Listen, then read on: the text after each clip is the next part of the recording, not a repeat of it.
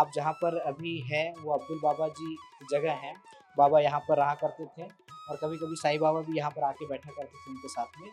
अब्दुल बाबा बहुत प्रमुख भक्तों में से रहे हैं। राधा कृष्ण माई जो हुई उनके बाद में, राधा कृष्ण माई की समाधि के बाद में बाबा जिन-जिन रास्तों से जाया करते थे, उन रास्तों का सफाई का जो काम था वो अब्दुल बाबा की सुपुर्द था।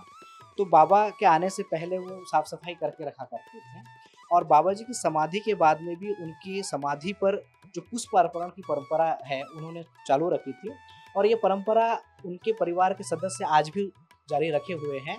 9:40 से 9:45, 9:50 का जो समय होता है, इस समय में उनके जो वंशज हैं वहाँ पर जाकर के फूल जो है अर्पण करते हैं, इत्र अर्पित करते हैं बाबा जी की समाधि पर। तो इस तरह से ये बहुत परम भक्त हुए हैं अब्दुल बाबा साईं बाबा के। నిర్మల రాచుకునేరు మాది 10 సంవత్సరాల నుంచి వస్తున్నాము. పర్వాలేదు, బాగానే ఉంది.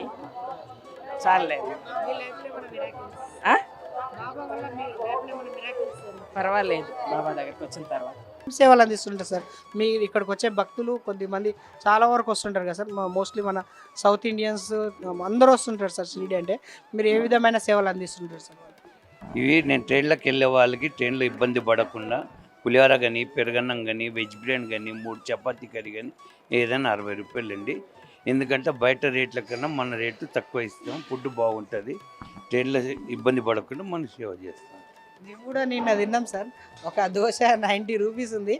ఇంత కాస్ట్లీ పెట్టి తినాలంటే ఇట్లా ఇక్కడికి వచ్చే భక్తులు ఇబ్బంది పడుతుంటారు. అంటే మీ లైఫ్లో ఇంతవరకు ఇన్ని సంవత్సరాలు చేసింది కదా సార్, ఇంతమందికి ఫుడ్ పెట్టిరు. ఎవరైనా మరీ ఇబ్బంది పడే సిచ్యువేషన్ నుంచి మీరు సేవ చేసిన ఏమైనా ఉన్నాయా సార్ సిచ్యువేషన్?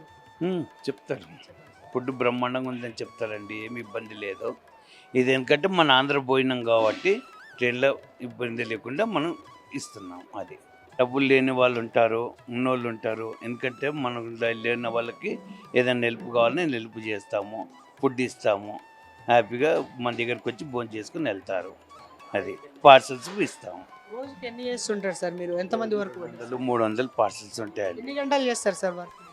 మార్నింగ్ 8 నుంచి 10 వరకు, మళ్ళీ సాయంత్రము 12 నుంచి 3 వరకు పార్సల్స్ ఇస్తాను. ఏ ఐటమ్స్ పార్సల్ చేస్తుంటారు సార్? ఏ ఐటమ్లు ఇక్కడ వడ్డిస్తుంటారు? పులిహోర కానీ, పెరుగన్నం కానీ, వెజ్ బిర్యానీ కానీ, 3 చపాతీ కర్రీ కానీ ఏదైనా 60 రూపాయలండి. భోజనం 100 రూపాయలండి. ఒక పప్పు ఉంటుంది, ఒక కర్రీ ఉంటుంది, పెరుగు ఉంటుంది, పచ్చడి ఉంటుంది, రైస్ ఉంటే 100 రూపాయలు భోజనం అండి. ఎందుకంటే బయట రేట్లకు మన రేట్లకు డిఫరెన్స్ ఉంటుంది. క్వాలిటీ ఇస్తాము. ఏ టైమింగ్స్లో మీరు పార్సల్ ఇస్తుంటారు సార్ పబ్లిక్? ఇక్కడ 3 నుంచి 5 o'clock వరకు ఇస్తాను సార్. 3:30 to 5:30. 5 o'clock వరకు. ఎందుకంటే ఇప్పుడు మార్నింగ్ 12:50కి నర్సపూర్ బండి ఉంది, 10 o'clock ఇస్తాను. సాయంత్రం 5 గంటల బండికి వెళ్ళే వాళ్ళకి 3:30కి ఇస్తాను. తిరుపతి బండికి వెళ్ళే వాళ్ళకి 5 గంటలకు ఇస్తాను. అజంతా ట్రైన్కి వెళ్ళే వాళ్ళకి 5 గంటలకు ఇస్తాను. ఒక 2-3 గంటల ముందు చెప్పాలా. ఇవి సపరేట్గా మన ఇంట్లో తయారు చేస్తాం కాబట్టి ముందు ఆర్డర్ తీసుకుంటాం.